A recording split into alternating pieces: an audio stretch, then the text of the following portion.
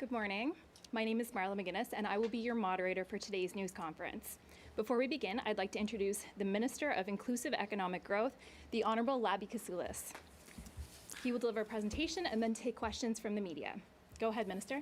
Thank you, Marla. Good morning, everyone. Getting COVID-19 under control is the best thing that we can do for the health and safety of Nova Scotians and for our business community. It is the only way to ensure that our businesses can reopen quickly and safely. We know that this has not been easy on our businesses, and I want to thank you for your patience. Today, I'm here to provide an update on business supports. First, tourism accommodations Real Property Tax Rebate Program Part 2 applications will open later today. This program provides qualified operators with a 50% rebate on the first 6 months of their 21-22 commercial property tax bill. Operators can use the rebate in any way that supports their business. There is no restrictions on how they use this funds. Operators who received payments under the first tourism accommodations Real Property Tax Rebate Program will be automatically eligible as long as they are still the same owners of their properties. The Small Business Real Property Tax Rebate Program applications will open the week of May 10th. I want to thank all the businesses for their patience while we have put this new program together. This program will provide qualified businesses a one-time rebate of their paid property taxes. Eligible business can choose a rebate of $1,000 or 50% of the commercial real property taxes paid for the final 6 months of the 2020-21 tax year. New today is the Small Impact Business Grant Part 3. This grant provides up to $5,000 for Nova Scotia businesses directly affected by the recent shutdown. Eligible businesses will receive a one-time grant of 15% of their sales revenue from either April of 2019 or February 2020 up to a maximum of $5,000. Amounts for eligible businesses established after March 15, 2020 will be calculated as 15% of the sales revenue for any month of April 2020 to March 21, and applicants can choose which month they use. An email on the next steps will be sent to previous recipients of the Small Business Impact Grant in eligible business sectors this week. And new businesses to the program will be able to apply by May 19th. Government today will also be deferring fees to help businesses that were required to close or were significantly curtailed by the April public health restrictions. Many government fees are being deferred until June 30th, and workers' compensation premium payments will also be deferred until July 2021. We recognize that these necessary additional public health protocols will be difficult for many businesses, and that is why we are moving quickly to help. But we're also calling on our businesses, on our business community, to do everything they can to stop the spread. If your employees can work from home over the circuit breaker period, please allow them to do so. If you, as employees, are feeling unwell, ensure you stay home. If you have questions such as whether you should be open or whether space is adequate, always act in the best interest of safety. We encourage all Nova Scotians to support our businesses now through online or curbside pickup while adhering to safety protocols. Nova Scotia has proven that good public health policy will take care of our economy. Our businesses have been resilient, and our government will continue to be there to support them. By working together, we will slow the spread of the disease COVID-19, and we will be best positioned for our recovery.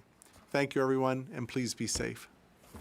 We will now take one question and one follow-up from media in the amount of time that we have. We'll begin with Blair Rhodes with CBC. Go ahead, Blair. Thank you, Minister. A number of business operators have reached out to us saying that they consider the current situation, the essential businesses that are allowed to open, to be unfair because some of these essential businesses are able to sell more than just groceries or other essentials, and that puts them at an unfair competitive advantage over those businesses like clothing stores, for example, that have been forced to close under these latest rules. I was wondering if you could respond to that. Well, in terms of our current closures, we have restaurants, some retail, which we've asked to do curbside delivery. We've asked them to change their model, and that's why we're providing supports to them. We do recognize that there's other businesses that would have, essential items like grocery, and they might sell something that overlaps with another small business. But at this point, our focus is solely on two things: public safety, and as well for those businesses that are affected, keep providing supports for them. Blair, do you have a follow-up? No, that's fine. Thank you. Okay, we'll move now to Brian Flynn with All Nova Scotia. Go ahead, Brian. Brian, are you there? Okay, we'll come back to you, Brian. We'll go to Bruce Frisco next with CTV.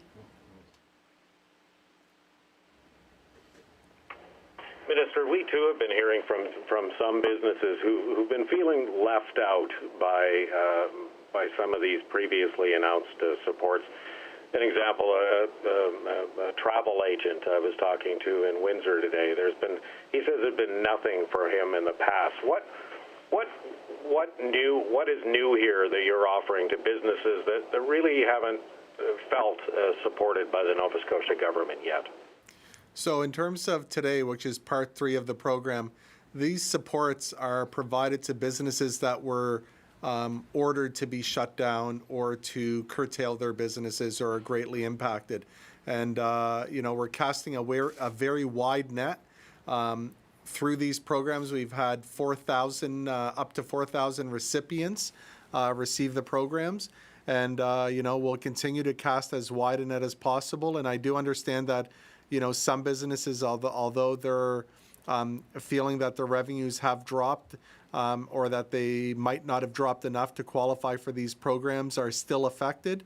We have parameters in place in terms of what the revenue drops must be, and also we have the other parameter, which is that the orders from health had to tell your business to change its operations for you to qualify. Bruce, do you have a follow-up question? Is 5,000 enough? It doesn't seem like it would go very far. Well, 5,000 is up to the 15% revenue for the small businesses. And, up until today, this program is an investment into our small business of approximately $12 million. As we've rolled out our supports, we're now north of $100 million in supports. And, I recognize that some businesses, it won't be enough. Other businesses, it'll provide some much-needed cash flow and help them pay some much-needed bills, and allow them to also continue to provide curbside delivery and to have some revenues coming through. The other programs are still available, such as the payroll subsidy, which is up to 75% of your wages, and that's for the hardest hit businesses, ones that have the most reduction in their revenues. That is a great program which really helps them with their payroll. We'll move next to Jesse Thomas with Global. Go ahead, Jesse. Thank you very much. My question is kind of looking at this impact grant. You kind of hit on it with about You. Sorry, Jesse, we can't hear you. Do you want to try that again? Can you hear me better now? Yes. Okay. Kind of on the heels of Bruce's question about 5,000 or the 15% of this impact grant, many businesses are saying that's just not enough right now. They're wondering how they're going to afford, even their hydro bills at the end of the month, paying rent in that. And many are just wondering what kind of supports are there. They're making calls to government. They're saying they're not able to find answers. How is the department managing, these concerns? Should there be a team established to kind of be a little more, available to these businesses and their needs for their cries for help. Yeah, so in terms of, we're using the same mechanism that we have from last year. And through phase 1 and 2, we had upwards of 4,000 businesses in each phase apply for grants and receive them. And this one is no different. One thing we have done in this one, because we have multiple streams now, we have property tax rebates, which is half of your commercial tax bill. We also have the $5,000 impact grant. So businesses can apply for both of those. We are actually looking now to get them out the door quicker. The tourism tax rebate is being administered by the tourism department and the agency, and the other part 3 is coming in-house so we can get out the door quicker. And our partners who have done part 1 and part 2 continue to move forward the property tax rebate. So there's multiple streams here, and as well, those aren't the only streams. As I mentioned earlier, businesses can still apply and get up to 75% of a payroll rebate, which is significant when you consider that up to half of a business expense is payroll expense. So that is one that I encourage all businesses to be looking into and to be drawing on. And as well, they also have there's another program as well for your rent grants. Thank you. Jesse, do you have a follow-up question? Thank you. Many have been wondering where this property rebate tax program was going to be made available and to what businesses. I'm not clear. It doesn't sound like this property tax rebate will apply to retail businesses. Why is that? The property tax rebate applies to, during the second wave, anyone who was ordered to shut down, and that was primarily along our gyms and restaurants. So if you were not ordered to shut down, you can continue operations. You don't qualify for it. So where it applies to is for those who are hardest hit and those who are asked to by public health to shut down their business, and that's where the funding goes to, is the ones who are hardest hit. Next, we have Frank Campbell with the Chronicle Herald. Go ahead, Frank.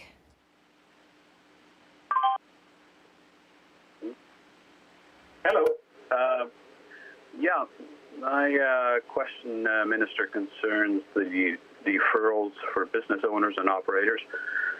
So with a likelihood that the provincial shutdown could be extended, are those extension dates, deferral dates, are they fixed, or can they be further adjusted if the shutdown is indeed extended? Yeah, right now they're deferred until June and July of this year. So depending on how things move forward, we can always look at extending those as well. Do you have a follow-up question, Frank? No, that's it. Thank you. Okay, next we'll go back to Brian Flynn with All Nova Scotia. Brian, are you there? Yeah, I'm here. Sorry, Minister, about earlier. Yeah, I was wondering if you could sort of detail why it has taken so long to establish the small business rebate program. If I remember right, you announced that on March the 2nd, and at the time you said it was going to be ready in mid-March. Could you sort of go through in some detail what has taken so long? Yeah, a big part of it was a new program, and although we had done it for our tourism operators, now we were rolling it out across all of those businesses that were impacted. And a big part of it was just timing of the property tax bills going out, which were due end of April, and then getting the right mechanisms in place, because we were switching from a few hundred tourism operators up to a couple thousand businesses. And so there was just lags in it, and to make sure that the program was set up so we could process quickly, efficiently, and get the money out the door. I would have also preferred to have the money go out further, but we are working very quickly within the next couple weeks to get the program up and running, and we'll be pushing to have checks going out the door. With our tourism operators where they've already applied, they could be having checks mailed. They should be having checks mailed by the end of this week. Brian, do you have a follow-up question? I do. Minister, I believe you said that the Part 3 program that you announced today is being done in-house. I'm wondering if you tell me who's doing that, and why isn't Dalhousie doing it? Dal did the Part 2.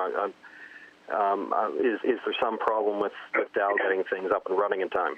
No, not at all. So Dalhousie is still doing the property tax rebate one. So where we were having, this is a time where we're going to have two major programs simultaneous. So we didn't want this one to lag as well. So what we did is where Dal is launching that program the week of May 10th, we wanted to make sure this program was up and running as soon as possible. And we looked at within my own department of IEG to put the resources in place and to, even if we have to, go across other departments in government and start processing these applications. Next, we'll go to Keith Doucette with the Canadian Press. Go ahead, Keith.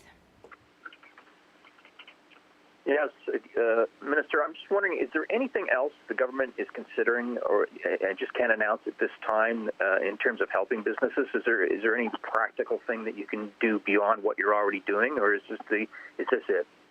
No, we're always having discussions. It changes day to day depending on the pandemic and what level of shutdown we're at. So it's we're monitoring what restrictions are in place from public health. And as we see those restrictions and how they impact our business community, then our department looks at what programs we can bring to help them as best we can. Keith, do you have a follow-up question? I'm fine, thanks. Okay, we'll move next to Adrian Blanc with Radio Canada. Hello, I was wondering if the small business impact grant be only for businesses that have to close or any business that had their revenue reduced? For businesses that have to close, that have been ordered to close by public health. Do you have a follow-up question? And studies have shown that racialized people, minorities like the Francophone in Nova Scotia, and vulnerable people have a harder time to access government programs. How will you ensure that they have a fair access this time? This is a broad program, so if any of those individuals own a business that's been asked to close and to provide curbside delivery or curbside pickup, then they are eligible for the program, just like everybody else. We'll go to Tim Bousquet next with the Halifax Examiner. Go ahead, Tim. Hi, good morning. Minister, I'm not sure that you're the right person to direct this question to, but I'm hearing from operators of nonprofits who are saying that they need support, especially when it comes to the rent picture of this, because they've effectively have been shut down themselves. Can you address that? Yeah, so it's that would be for a different department. What we're dealing with here today is the businesses that were ordered to be closed, but if a nonprofit by chance falls into the category that part of their operations was ordered to be closed by this order, if they operate like a retail store, if they operate what could be any type of food service and they have tables, then I'm more than happy to have them be included in this group that's been affected by the closure and to provide the grant to them. Tim, do you have a follow-up question? I don't. Thank you. Okay, we'll go next to Victoria Walton with The Coast. Go ahead, Victoria. Thanks. Minister, you mentioned a few times the federal grants that exist, the rent subsidy and the wage subsidy, but I'm hearing reports, several businesses haven't qualified for that, whether it's because they're a newer business, a change in ownership, or even just clerical errors. And I'm wondering if the province is doing anything to help work with those businesses to either get them federal support or get in touch with the federal government to be able to better qualify or explain their situation. Yeah, so we've heard nothing but positive feedback on those programs. One of the major reasons businesses do not qualify is their revenues haven't decreased enough, which means that they're not affected by COVID. And a lot of that has been in businesses I spoke to and made aware of programs. A lot of our fast food shops, pizzerias, they have not had a decrease in their revenues year over year. In fact, many of them have had increases in their revenues, and in those cases, they're not qualified. But if there's clerical issues, I would encourage them to apply again and to also reach out to their federal representatives and get some assistance in getting their program or their application through correctly. Victoria, do you have a follow-up question? Yeah, and this is something I guess you mentioned a little bit in your opening address there, is about people who can and should work from home and businesses, that aren't really required to work from home if they're an office space, a small office space or something like that, but definitely do have the ability.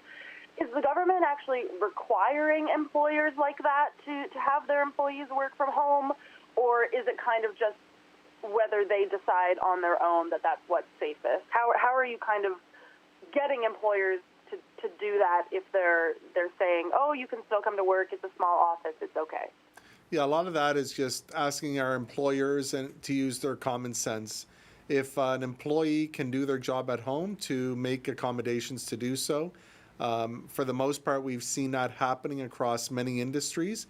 And, the employees should feel comfortable to talk to their employer and put out a plan of how they could work from home and to present that plan and to do so, because that will make us safer as a province, and it will help us overall for to keep people from getting sick and to allow us to get through this third wave as soon as we can. We'll go next to Trevor Nichols with Huddle. Go ahead, Trevor. Trevor, are you there? Okay. Well, that concludes our press conference. That's all the time we have for questions. Please join us again at 3 p.m. for our COVID news conference with the Premier and Dr. Strang. Thank you.